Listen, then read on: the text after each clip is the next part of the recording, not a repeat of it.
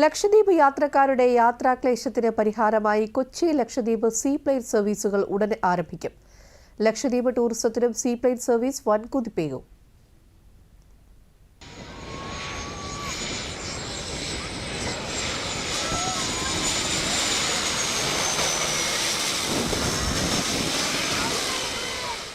കൊച്ചിയിൽ നിന്നും ലക്ഷദ്വീപിലേക്ക് സീപ്ലെയിൻ സർവീസുകൾ ആരംഭിക്കുന്നതുമായി ബന്ധപ്പെട്ട പ്രവർത്തനങ്ങൾ ത്വരിതഗതിയിൽ പുരോഗമിക്കുന്നതായി ലക്ഷദ്വീപ് തുറമുഖ വകുപ്പ് അധികൃതർ അറിയിച്ചു.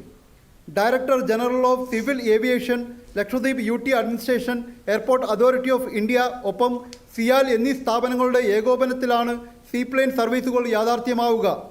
ലക്ഷദ്വീപിൽ പോർട്ട്, ഷിപ്പിംഗ് ആൻഡ് ഏവിയേഷൻ വകുപ്പിന്റെ സഹകരണത്തോടെയും കർശന സുരക്ഷാ ക്രമീകരണങ്ങളോടെയുമാണ് ഓരോ ദ്വീപുകളിലെയും സീപ്ലെയിൻ ലാൻഡിംഗ് ദൗത്യം നിറവേറുക. സ്കൈഹോപ്പ് കമ്പനിയുടെ VTC രജിസ്ട്രേഷനിൽ ട്വിൻ ഓട്ടർ ഇരട്ട എഞ്ചിൻ സാങ്കേതിക മികവുള്ള സീപ്ലെയിനുകളാണ് പ്രാഥമികമായി സർവീസുകൾ ആരംഭിക്കുക. അഗത്തി, കവരത്തി, കൽപ്പേനി, കടമം, കിർത്താൻ എന്നീ ദ്വീപുകളിലേക്കാവും പ്രാഥമിക ഘട്ടത്തിൽ സീപ്ലെയിൻ സർവീസുകൾ ആരംഭിക്കുക.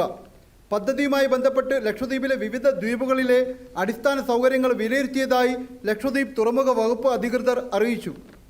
കഴിഞ്ഞ വിവിധ ഘട്ടങ്ങളിലായി പദ്ധതിയുമായി ബന്ധപ്പെട്ട പ്രാഥമിക നടപടികളും പരീക്ഷണ പറക്കലുകളും പൂർത്തീകരിച്ചിരുന്നു. ഏകദേശം 12,000 രൂപ നിരക്കിലായിരിക്കും സീപ്ലെയിൻ സേവനങ്ങൾ ആരംഭിക്കുക. ഉഡാൻ പദ്ധതിയിൽ ഉൾപ്പെടുത്തിയാൽ 2,000 മുതൽ 4,000 രൂപ വരെ നിരക്കിൽ പരിമിതമായ ടിക്കറ്റുകൾ ലഭ്യമാകുമെന്ന പ്രതീക്ഷയുണ്ടെന്നും ലക്ഷദ്വീപ് തുറമുഖ വകുപ്പ് അധികൃതർ വ്യക്തമാക്കി. 18 മുതൽ 20 വരെ യാത്രികരെ വഹിക്കാൻ ശേഷിയുള്ള ഡേ ഹാവിലാൻഡ് നിർമ്മിത സീപ്ലെയിനാണ് സർവീസിനായി ഉപയോഗിക്കുക. കൊച്ചിയിൽ നിന്നും ഏറ്റവും അടുത്ത കൽപ്പേനി ദ്വീപിലേക്ക് വെറും 45 മിനിറ്റിൽ പറന്നെത്താൻ സാധിക്കുമെന്നത് കേരളവും ലക്ഷദ്വീപും തമ്മിലുള്ള പൊക്കിൾക്കൊടി ബന്ധം ഒന്നുകൂടി കൂട്ടിയുറപ്പിക്കുന്നതായിരിക്കും. അത്യാഹിത ഘട്ടങ്ങളിലും ഹൈ എൻഡ് ടൂറിസ്റ്റുകൾക്കും അനുകൂലമായ കാലാവസ്ഥയിൽ സമയദൈർഘ്യം വളരെ കുറച്ചുകൊണ്ടുള്ള സീപ്ലെയിൻ സർവീസുകൾ ഏറെ ആശ്വാസകരമായിരിക്കും.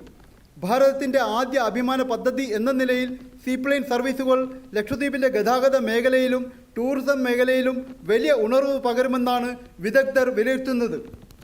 കവരത്ത് ദ്വീപിൽ നിന്നും അബ്ദുൽ സലാം, ദൂരദർശൻ ന്യൂസ്.